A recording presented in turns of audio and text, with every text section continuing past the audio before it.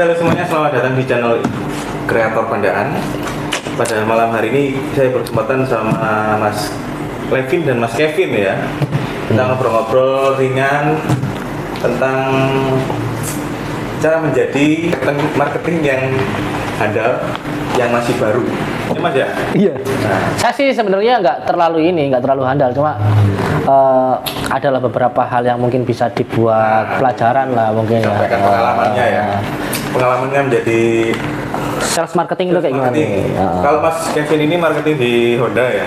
Kalau saya Levin, saya dari marketing Honda sepeda motor.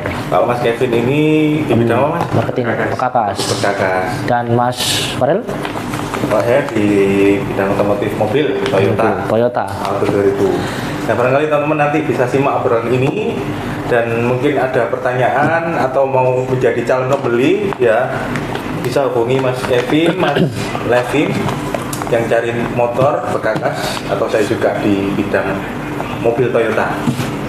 Oke Mas Levin dulu nih. Ya. Sudah berapa lama Mas di bidang Sales marketing dari saya umur berapa ya?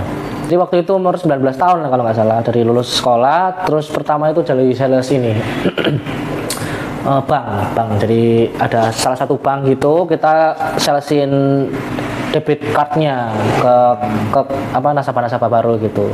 Waktu itu rada susah ya, nggak kenal gimana caranya ngomong sama orang, gimana caranya bisa nego sama orang, gimana cara narik perhatian orang supaya bisa mendengarkan kita.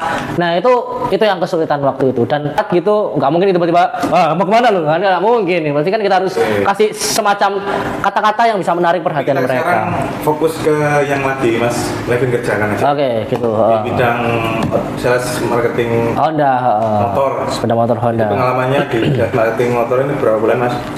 Masih baru sih, sebenarnya 3 bulanan. 3 bulanan. Nah, gimana Mas untuk pertama masuk sampai sekarang? Rada susah karena kendala-kendala untuk pengajuan sepeda motor sebenarnya yang susah itu.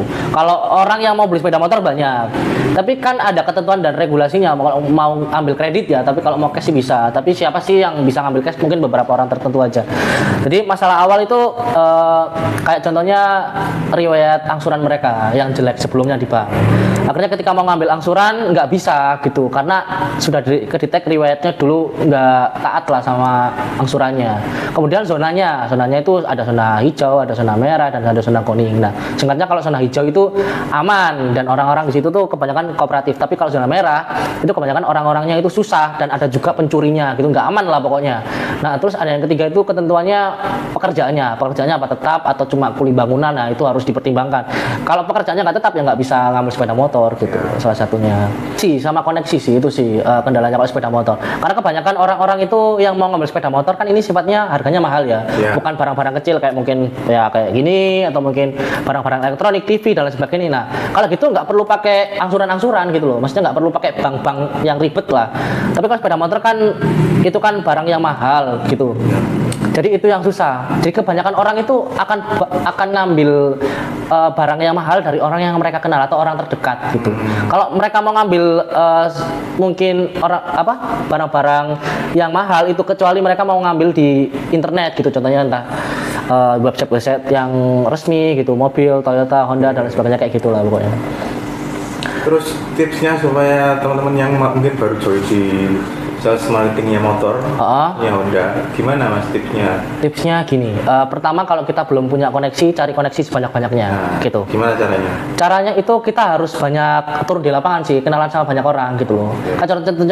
Contohnya nanya, ada yang butuh sepeda motor nggak Pak, Bu, gitu. Jadi jangan langsung nawarin, Bu, sepeda motor, mereka pasti nggak mau gitu loh. Tapi kalau kita tuh pendekatannya nggak langsung menjurus kayak gitu, jadi orang pasti bakal mikir-mikir dulu, ada yang nggak yang butuh, atau mungkin aku gitu. Nah kayak gitu. Setelah kita banyak koneksi, kita pasti kan ada penghasilan, ada mungkin beberapa yang beli toh. Nah dari situ baru kita bisa mengiklankan produk kita, atau kita bisa main sosial media gitu. Karena beberapa orang dari kita tuh nanti bisa dikenal sama orang gitu. Semakin kita sering diketahui banyak orang bakal percaya sama kita itu. Dan saya saat ini di tahap itu gitu.